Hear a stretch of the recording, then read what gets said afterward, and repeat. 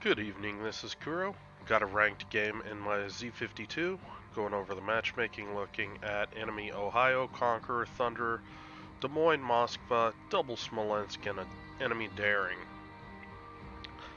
The map is Repose, and we're going to kick this thing off with a Z52 game. I'm knocking off the snowflake, as well as farming oil for Cuter with the naval battles this weekend, and figure get you guys a game with Z52. Now, one of the first things you might notice about this captain, I am bringing Superintendent.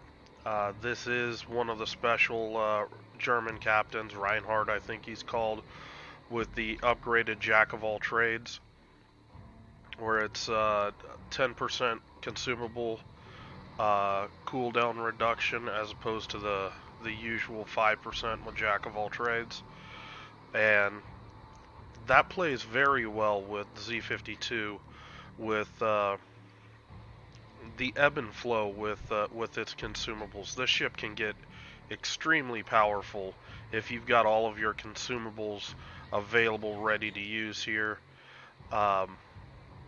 And it can also get really weak when you have less of your consumables available. So a lot of Z52 comes down to having these guys available, and that's why I think Reinhardt is one of the better captain choices for Z52. Yes, I'm giving up Adrenaline Rush, but at the end of the day, I don't feel that I should be trading as much HP as normal when I'm fighting destroyers as I otherwise would trying to keep destroyers spotted. That plays right into the second bit of my thesis with Z52. No RPF. I know there's guys out there that like to have RPF. Gonna pause it right now and just give you the explanation of why I think that that's a bad idea. If I had RPF on this captain, and say the enemy Daring is coming up around here, he's going to be able to see, okay, say he's got a cruiser here, another cruiser here, say he's got a ship, somewhere up in here.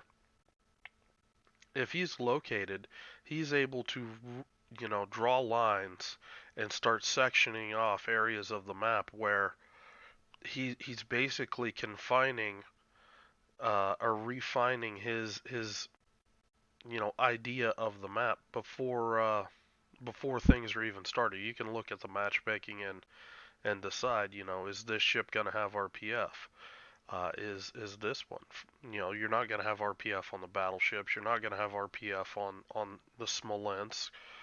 You might have it on the Des Moines, but I would argue that's not the best idea for Des Moines. I would rather go fire prevention or something like that and make that ship more tanky. So you can you can get a pretty firm idea where stuff's at. Now, you look at it from my perspective, the Daring doesn't have RPF, so I don't really know where he's at other than well, at this time I don't know anything about where the Daring's at. It is what it is. But Z52 is the ultimate ship where you want to have destroyers stumble into you.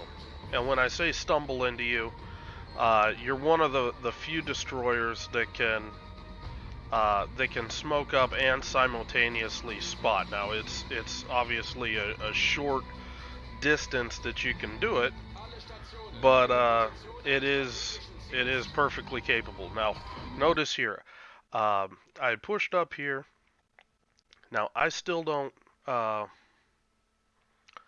I'm right on the edge of the Moskva's radar. I don't know if this Moskva started pushing or not. So I spotted the Smolensk, and what did I do? I started turning slightly away. I didn't want to turn fully away because I thought that there might be a Daring pushing around here somewhere. If I was the Daring, that's what I would be doing. And basically, by kiting away, I'm trying to already angle if I get radared by the Moskva, if this Moskva just starts YOLOing, I'm not going to have my game ruined by being caught, sitting still in my smoke. I am 10 kilometers from a Smolensk, and this is a daring here. So I get detected, instantly going to pop my hydro, and I'm already turned kiting out. I start my smoke screen, and just slowly starting to slow down here.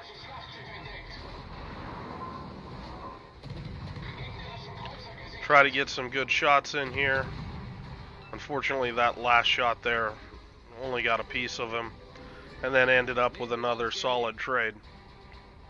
I did 7-5 to the daring. My Smolensk in Montana did a lot more than that to him.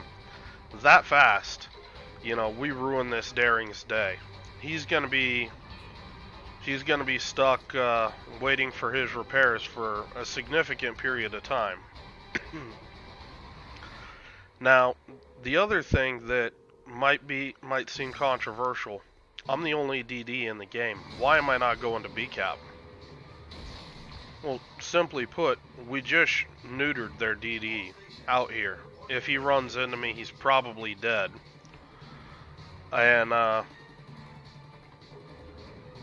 that means that we're going to end up getting a vision advantage. And what I'm going to talk about is this daring, he can't risk bumping into me again. So he's going to play really close to these guys. So that's things like my Smolensk here isn't going to get poked in it by the DD while he's smoked up. That daring's not going to risk getting close enough to spot him. Probably not even going to get close enough where my Montana, once he's really kited out there, that my Montana is going to be able to drop off and disengage. And you can see, the level of fire coming in, through this area right now. It's starting to taper off. You don't see the Smolensk lighting up. It's the Moskva and this Ohio. And they're only really shooting at ships that are targeted right now. I don't actually have my mods, so you can see, who's lit and who's not at the moment. But I'm going to take this time and I'm going to press my advantage with my torpedoes. Again, my position here, I know the Des Moines was last spotted up here.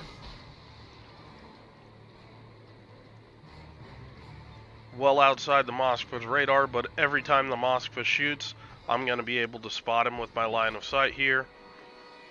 Going to be able to keep this Smolensk lit quite a bit, along with the Thunder in Ohio. This one position lets me spot, almost, 4 ships for the enemy team. 3 of them pretty consistently. And then further, by taking this position here, in essence, catching the backside to the enemy team, all of these guys that are angling to my Montana, my Des Moines, my Smolensk, I'm able to open up a crossfire into them with my torpedoes, even my guns if I opt to, smoke up and start shooting. This build on Z52 is a full gun build. I know there's a lot of people that, prefer to go full torpedo reload. In my opinion, it's relatively rare to get games where you can, be in a position to launch torpedoes every 90 seconds, or you get this down to a little over a minute. I think about 69 seconds on the torpedo reload. So, in my opinion, it's just too fast, so it only makes sense to, make sure you've got enough consumables. Now I do use this build in randoms battles as well. For ranked, I could probably get by dropping SI for, torpedo acceleration, something like that. Maybe even demo expert, but honestly, I like having the option to be able to really pump out my consumables, because I can go through all 4 smokes with this captain and the consumables flag. So again, just patterning the battleship. His buddy, his Ohio buddy, just went down. He's looking like he doesn't really want to turn out because my Montana's still out there. So he's just backing up under fire right now. I should have spread these torpedoes out a little better. Dropped one a little shorter. I would have got more hits, but I do land 2 hits there. And again, he's not being able. I'm not letting this guy disengage. I'm just, gonna keep hanging right in there. And already, 30 seconds till my torps are up again. That's pretty significant. This would be one of the times where actually having, a better torpedo reload would benefit me. But you can't have your build around everything all at once. And honestly, not really, because the guy turns out to run away right here. I do throw the torpedoes after him, but he's going to be going down shortly. His repair is on cooldown, his DCP is down, and he's just getting focused down. So I'm going to start pushing up here against this Smolensk. And this is the kind of crossfire that I'm talking about. I don't get to shoot too much at this guy because this Smolensk, he's pushing into a Montana. He's giving broadside to a Des Moines, which that's never going to go well. Plus a Smolensk here. Really, the only way he can angle is kind of right at the Montana. And honestly, probably more this angle. And as soon as he does that, he opens himself wide open to me. And I'm just closing in right now. And honestly, should be shooting already. But Smolensk is good and focused on my Des Moines.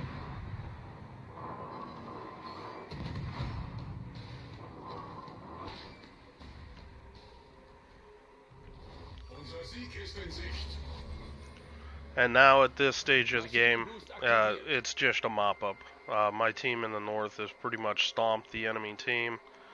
My position out here let us get 89,000 spotting damage. Yes, they did hold the cap here for a significant period of, well, not even that long, but they did hold a cap for quite a bit of time. But in my opinion, this position here that let us pick up all of these kills was more important than trying to get the cap. I mean, we had our Des Moines here that could have stepped on cap earlier in the battle if we really needed to. And, at that point, he could have been, the cap control. I maintain vision control on the enemy. Another thing, don't wait till the last minute to use your consumables. I do run the special hydro upgrade. There could be torpedoes or something like that. I could catch him right around here. You've got your consumables. This is over 2 minutes of hydro. I know I'm going to run into this guy, within 2 minutes. Now here, I'm not looking to pick a fight. He wants to go behind the island. Fine, it's a death sentence. He's well inside my hydro range. He's got nowhere to go. And that's one of the powers of Z52. You can just duck in behind an island, and any of your teammates that has shots can go ahead and just rip that ship apart. And that's a very strong ability for a destroyer, and it's something that does set Z52 apart for its ability to do that for a long period of time. Yu Yang can do that just for the short radar durations that it does have.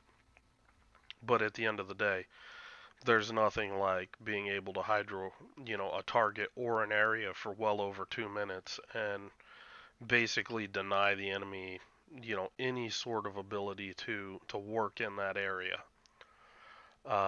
So, end of the result, excuse me, end result, not as much gun damage as usual with this ship in a gun build. Torpedo damage, pretty decent. The torpedo hits mainly were just taking advantage of battleships that were just stuck in. The early engagement against the daring, forced that daring out of position, and he kind of had a rough game because what's he going to do next? Try to flip the cap when there's a Des Moines sitting there with a Smolensk able to shoot to. It's he did not have a good game in large part to that initial engagement, and it's one of those things about Hydro. You want to have those abilities, that ability where you just have an enemy DD just stumble right into you. At the very most, if he would have had RPF, he would have known, well, there's something, here, but he doesn't have a location, which typically is a pretty good giveaway that it's most likely a destroyer or maybe some sort of cruiser. So he's basically guessing at that rate. Is this a Z52 on this bearing, or is it a cruiser or even a battleship sitting out there? So all of those things kind of help uh, ease that destroyer's caution. And I since dropping RPF, I found that a lot more destroyers just stumble right into me, and I'm able to make a hydro play like that. Which, if I set it up correctly, where my support's right there, 5 kilometers, maybe 6 kilometers behind me or less, um, we're able to get a really good trade, even though that hydro is only for, you know, a matter of 5 to 10 seconds.